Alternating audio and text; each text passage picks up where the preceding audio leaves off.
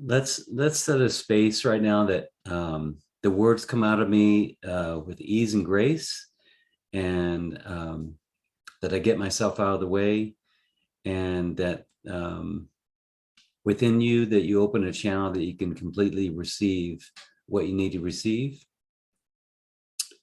This is about attracting your soulmate, and it's something that I'm pretty passionate about. That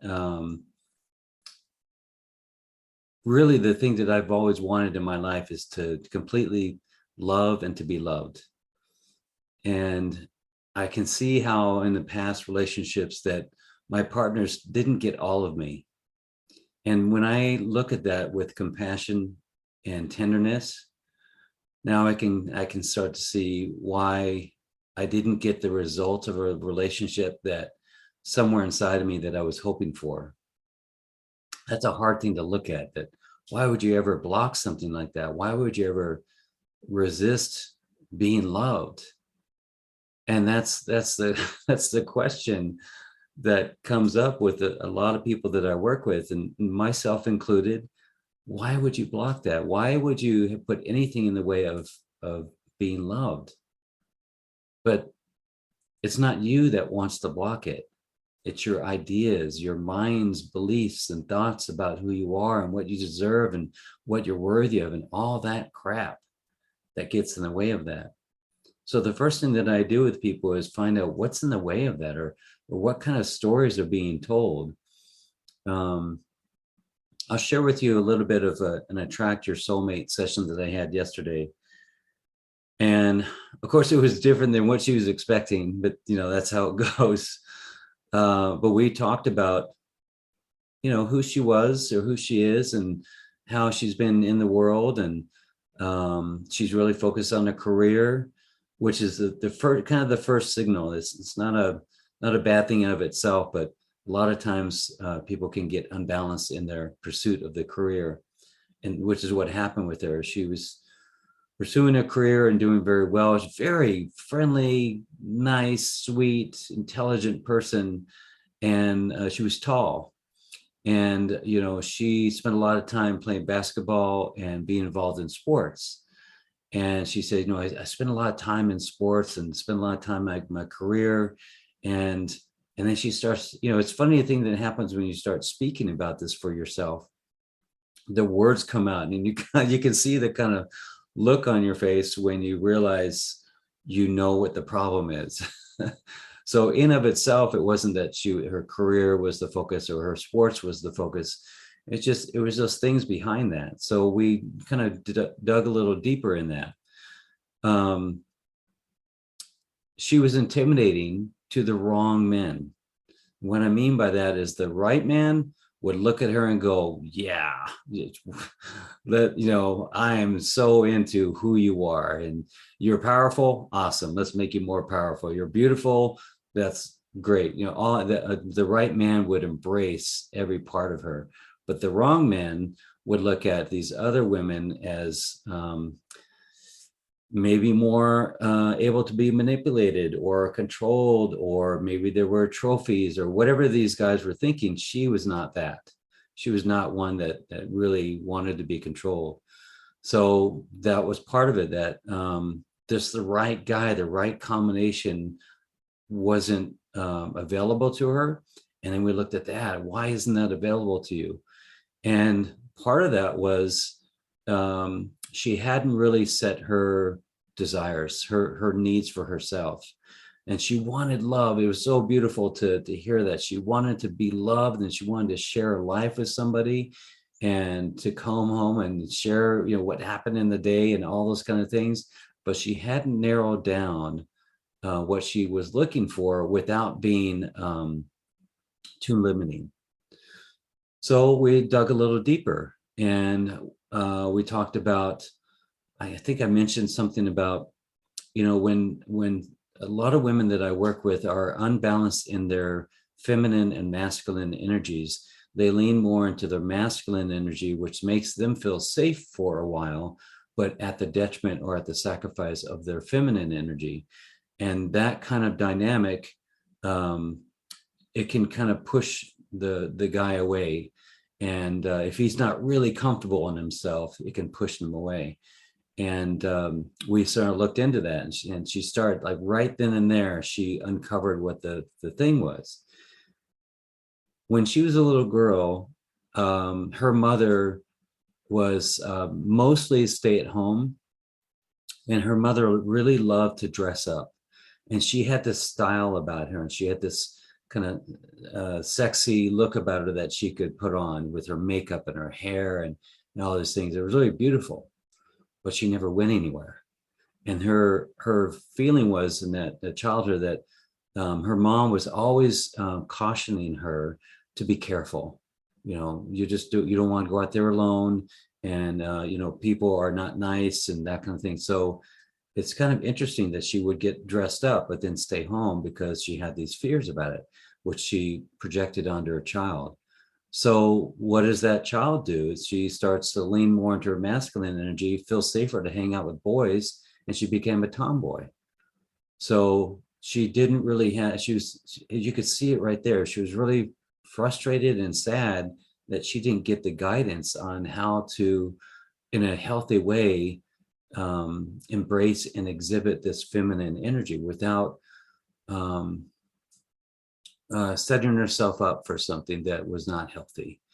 So right then and there, she kind of looked at, okay, wow, it really is something that I've just hadn't been fully engaged in. I hadn't been very clear on, and I've been kind of out of balance. So how could I attract the right relationship? And she was honest, and she said, the relationships that I've been having are like 3 months, 5 months, 6 months, but nothing much more than that, which kind of makes sense if she's fully engaged in her career and her sports and that kind of thing, that there's not that balance there. So it was very enlightening and empowering for her to go, okay, well, if I hadn't really supported having a loving relationship in the past by my own actions and my own ideas of things, what would happen if I shifted that? So that's kind of the second step, is finding out what it is that or the person is looking for, and especially in what you're wanting to feel, not the color of the skin or the weight or the height or any of that stuff. It's really about what you're looking to feel, and seeing if there's any natural resistance due to conditioning or childhood or belief systems that would stand in the way of that. So one thing would be, I really want to be loved completely for everything that I am and who I am, and to be heard. And so the question becomes, do you love yourself in that way? Do you hear yourself? When your intuition speaks, do you hear that? Or have you been discounting that? So it's that kind of thing where, you can't find it on the outside, and then are you giving it to yourself on the inside? And that's a huge thing to realize, first of all, that everything is ours to have. I know that sounds really crazy, but everything is ours to have, because there is really no having of it. We are all of it. And I'm speaking kind of in a place of energy and consciousness. So if we realize that I have everything that I need to have when I need to have it, and I am of the same consciousness of that which I want to have. So my job is to raise my frequency to match that, whatever it is that I feel that I want and need. But if there's a feeling inside of me that I'm not worthy of having that love due to shame or guilt or whatever the thing is, there's this disconnect there.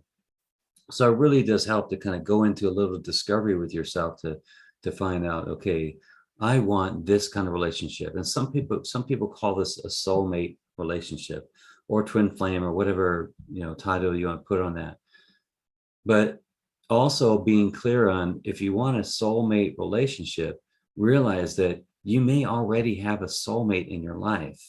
Like one of my soulmates is Jonathan, who's on the call. Hi, Jonathan. Jonathan is a soulmate friend. We've got this great connection together, and although we don't spend every day together, I feel a really strong connection with him. Another guy in my life is Anthony Mtwaso Johnson. I met him in Sedona at a crystal shop, and all of a sudden, boom, we have this love for each other.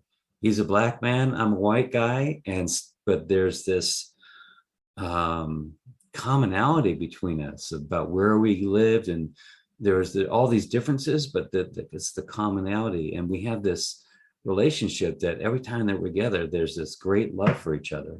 So you might already have a soulmate, but I know that a lot of people are looking for the intimate soulmate. So we all need to be specific on what kind of soulmate that we're looking for. If it's the intimate soulmate, then there is some really looking at what it is that we need in the form of feelings, what we didn't receive in our childhood that we would like to cultivate more of, realizing that we might have some resistance inside of us. All those things are just looked at, not over years, not over long-term analysis. It really is just taking, I mean, we did an hour and a half, just looking at yourself, looking at your tendencies and your belief systems, and seeing which ones played into or supported you having a soulmate relationship and which ones were in resistance to that. So once we kind of discovered, how she talked about herself and what her life has been, and how she was brought up with certain belief systems about fear, about being out in the world as a sexy woman and that kind of thing, she got to decide. She got to decide how she wanted to show up, how she wanted to be a powerful athlete and be sexy and have a balanced life in her career and be successful there, and realizing that she can have it all as long as there's balance and all that. But she was realizing that all the sports and the career and this thing were nothing compared to being loved and to love in a genuine, authentic way. So that all of a sudden became a priority. But every once in a while, she'd get a little story would come up, and she'd say, "Oh, I was just so frustrated. Why hasn't this happened for me?" And then she would kick in again. Well, of course it didn't happen for me, because what I'm looking for is at a high frequency. I've had the low frequency relationships before, but what I'm looking for is up here. So then the question becomes, have you been supporting that frequency that which you're looking for to, have in your life? So then the question becomes, if you're wanting someone that is a very loving, conscious, honest, authentic person, how are you doing there? Or are you believing that someone's going to kind of pull you up to there, or that it's going to somehow work? So really what we need to do, is what actually Valerie and I did over many years, is keep on adjusting ourselves and recalibrating and looking at the stuff that we had as belief systems. And, we kind of laugh at, man, what a good thing we didn't meet each other 20 years ago, because we would have fucked that up. But we just kind of laugh at it. Well, we had some things that we needed to work through. And I bless all the relationships, especially the latest ones, that I had an amazing relationship of love and finding myself and working with each other. And it's in those relationships, all of them, all the ones that I've had, that have brought me to the place of, actually, the key is loving myself. And I know this has been talked over and over and over, but it really is not about loving yourself and then having thoughts and then having to deal with those thoughts, and then loving yourself and finding some ways to overcome those things. For me, it was really about not listening to those thoughts at all, and realizing that those thoughts weren't actually me. They were an aspect of me, but I didn't need to engage in them and fight against them and try and do better. That was one step. But I realized that in the moment, there were thoughts about myself and my relationship. And I had to make a decision, no matter what, that I was going to love myself so completely. And then here's a person in front of me that was kind of the vehicle for that. So it really just came down to, how much am I willing to love myself?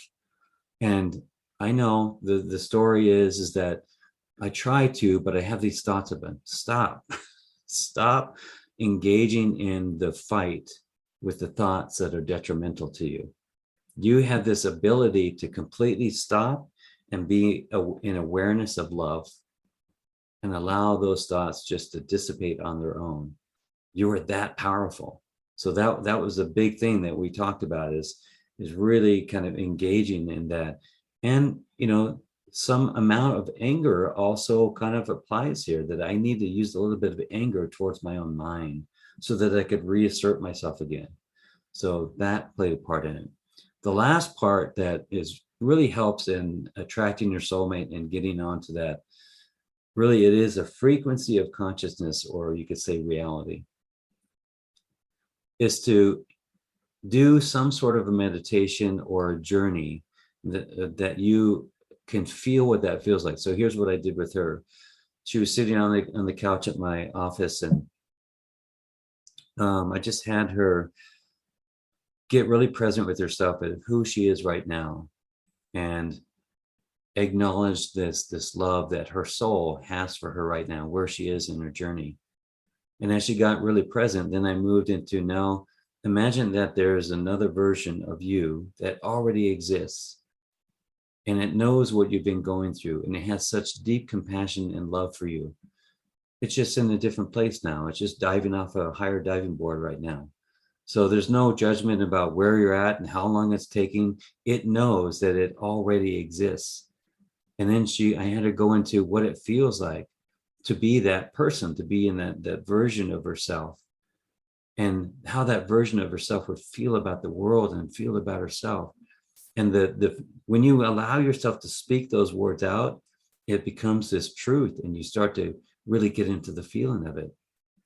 So there wasn't a talk about the details of it, but only the feeling. And that's something that we can really engage in. And then the next thing I had to do is that now you're beloved. You have a beloved in your life that is the guy that you're looking for. And what does he feel like? Not what he looks like, but what does he feel like? And how does he look at you? And it was really amazing for her to say, oh, he just looks at me and edifies me and builds me up and feels so good about me and engages with me, and he adores me. And how do you feel about him? Oh, I just think I talk about him all the time. I adore him. And you could see that she wasn't really faking this. It wasn't something that she was so far away from her. She really felt like this is a natural thing. It's just that she hadn't spent time on it. She hadn't spent time to engage in the visualization or the imagining that which already exists. And we hear this all the time too, right? That those things that you imagine instantly exist. So if you can imagine it in your mind, it must exist. So we kind of use sort of that thing there. So first part is discovery about what your life has been and what the natural tendencies are, what your kind of subconscious and conscious beliefs and thoughts and words that come out of your mouth. Here's another one that I'll use myself as an example that could get in the way of something like that. For a long time, part of my autobiography of myself, or my story about myself, was that I'm a minimalist. And it felt pretty good. I'm a minimalist. I don't need much. And I lived in a little tiny home for 3 years on this property. And I have this story that goes along with that. And it kind of made me feel good that I didn't need much to be happy. And on the one end of it, it really served me. And it was a really good story to have. And it was a really good place to be. It allowed me to let go of things really easy, and allowed me to go on the journeys that I did, a 2,000-mile bicycle ride and a 3,000-mile motorcycle ride, and eventually be here. But after a while, I started to question, like as I do, I kind of questioned the truth of that anymore. And I asked myself, did that idea of being a minimalist, did that ferment? Did it sour? So there's a point there where you can be frustrated with yourself and start to hate yourself. But at that moment I said, wow, that was really great. That was awesome that I was a minimalist. I love that. And now I'm going to let in abundance because I felt like too much of that minimalist attitude was kind of blocking in some way the abundance in my life. So I had to really look at that. And the other one was being a rebel. I would say I'm a rebel. When I was in the Navy, there was the right way, the wrong way, and the Navy way. Then there's Daniel's way. It was a funny story, and I told the story probably thousands of times. And yeah, as me as a rebel, I would take on these things and be real, just, I'm going to go climb this mountain. I'm going to screw everybody else and go on this trip.